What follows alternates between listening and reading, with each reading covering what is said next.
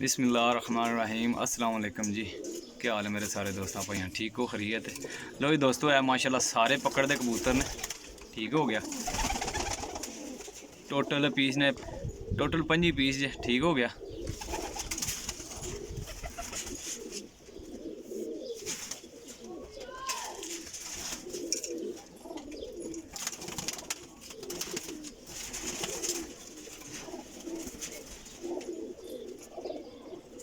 सारे का सारा कबूतर फड़दा जे माशाल्लाह। एक कबूतर पीली अख दा भी तुहानू शौक करांदे आ।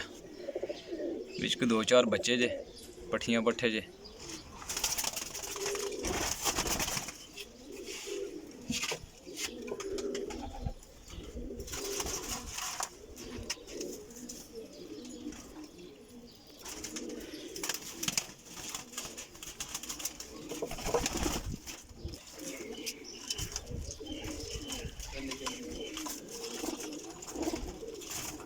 ओनली जनाब 5 पीस है।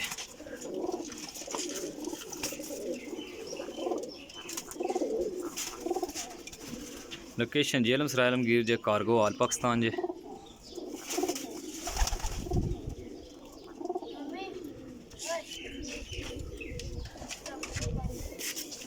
ए कबूतर जेड़ा बैठे हैं ए पीली अख दा कबूतर जे है।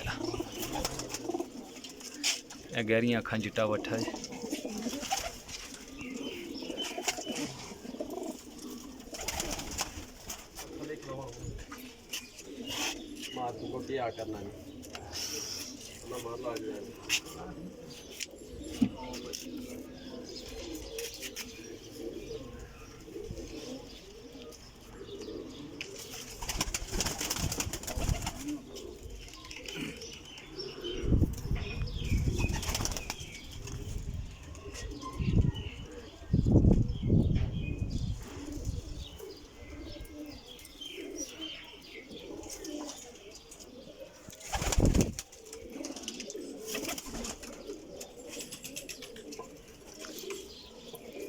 नंबर मेरा 0307 15 39 639 जे।